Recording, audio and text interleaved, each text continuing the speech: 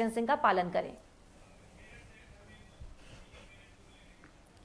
और मेरठ में इस बार कैसी तस्वीर है, संवाददाता धर्मेंद्र हमें बताएंगे। धर्मेंद्र, मेरठ में इस बार क्या कुछ अलग है? ईद के त्योहार में कोरोना का कितना प्रभाव?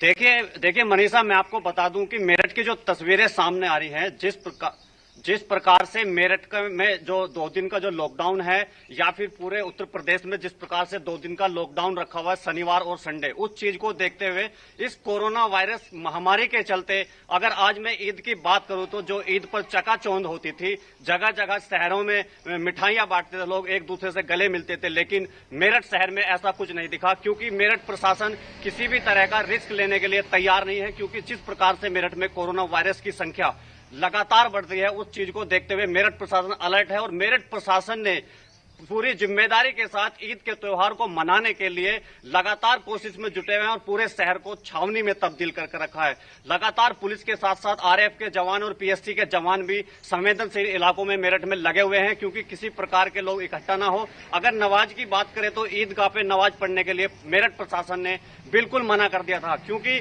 जिस प्रकार से लोग एकजुट होकर नमाज पढ़ते हैं उस चीज को देखते हुए बिल्कुल मना कर दिया था। और अगर मैं नमाज की बात करूं, दूसरी तरफ मस्जिद में भी नमाज पढ़ने के लिए अलाउ किया गया था, लेकिन केवल 5 लोग ही मस्जिद में नमाज पढ़ सकते हैं, सोशल डिस्टेंस का पालन करेंगे और घर से कोई भी बाहर नहीं जाएगा। जहां सूबे के मुख्यमंत्री योगी आदित्यनाथ ने ये गाइडलाइन जारी करी थी कि सभी लोग इसका ईद का त्योहार अपने घरों में रहकर बनाए, शांति से बनाए, क्योंकि अगर बाहर जाकर एक दूसरे टच हो सकते हैं तो हो सकता है किसी के संक्रमण की पुष्टि हो जाए। तो इस चीज को देखते हुए मेरठ प्रशासन अलर्ट है। ऐसे में संक्रमण का खतरा और ज्यादा बढ़ जाता है और ये तो बहुत जरूरी है कि आप कम से कम अपनी तरफ से इतने अपने आप को सुरक्षित रखिए, इतना आपकी खुद की भी जिम्मेदारी है कि आपको खुद की रक्षा खुद करनी है। और इसीलिए ये जो तस्वीर है इस बार बदली हुई नजर आ रही है। मेरठ में क्या इस बार मिनी लॉकडाउन भी है, इस वजह से भी असर पड़ रहा है? कोरोना काल है, इस वजह से भी असर पड़ रहा है, लेकिन क्या जनता खुद इस बात को समझ रही है कि घर से निकलना उनके लिए ही हानिकारक है, इसीलिए वो घर में ही रहे, घर में ही नमाज अता करे?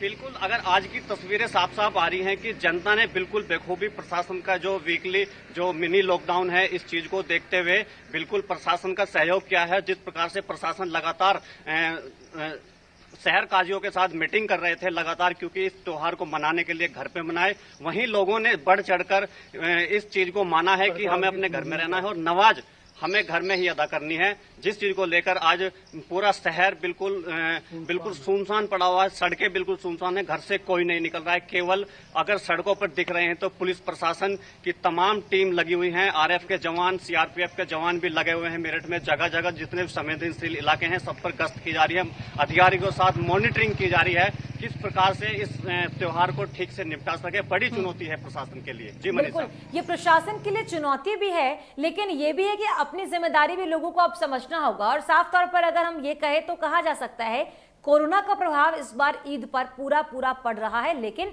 लोगों के भलाई के लिए उन्हें खुद समझना होगा कि अगर असर है भी, अगर एक बार वो ईद का त्योहार बाहर ना जाकर घर में मनाएंगे तो आने वाले सालों में इस त्योहार को वो और बेहतर तरीके से मना पाएंगे।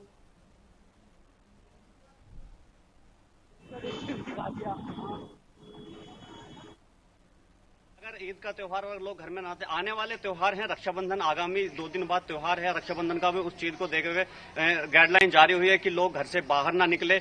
हो सकता है कि ज्यादा मजबूरी है तो घर से बाहर निकले, क्योंकि मेरठ इस प्रकार से कोरोना की चपेट में आया हुआ है। जिस प्रकार से लगातार रोज 33 या 36 लोगों की जो सामने पुष्टि होती है, लगातार मौतें हो रही है। इस कोरोना वायरस ने मेरठ का कोई क्षेत्र ऐसा नहीं छोड़ा, कोई महकमा ऐसा नहीं छोड़ा है जो इसमें संक्रमण की पुष्टि हुई हो। आरएएफ के जवान हो, पीएससी के जवान हो, पुलिसकर्मी हो या फिर डॉक्टर्स हो, सभी इसकी चपेट में आए हुए हैं। लेकिन जिस प्रकार से त्योहार, हर तरह के जो पिछले साल के जो त्योहार थे, ईद पे चकाचौंध होती थी, या हर त्योहार जो बिल्कुल फीके पड़ते जा रहे हैं अब की बार, इन चीजों को देखते हुए, क्योंकि जो कोविड-19 महामारी है, एक ऐसी महामारी आई है जिसने सबके त्योहारों को फीका कर दिया। हालांकि खुशियां लोग मना रहे हैं, लेकिन अपने घर में रहकर ही खुशियां मना रहे हैं, केवल नाम मात्र की खुशियां मना रहे हैं। और ये जरूरी भी है कि अपने घर में रहकर ही खुशियां मनाएं, ताकि आने वाले सालों में अपने परिवार के साथ खुशियां मना सके।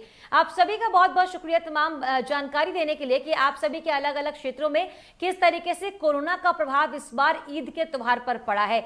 ईद का त्योहार पूरे देश भर में मनाया जा रहा है, लेकिन इस बार कोरोना के प्रकोप ने इस त्योहार की खासियत को अब नहीं रहने दिया। लेकिन ये बेहद जरूरी है सभी को समझना कि व्यक्तिगत उनकी जिम्मेदारी है कि वो घर में रहकर इस त्योहार को मनाएं, सड़कों पर बेवजह ना निकले, ये उनके लिए ही कहा जा रहा है और सभी गाइडलाइंस का पालन भी करें।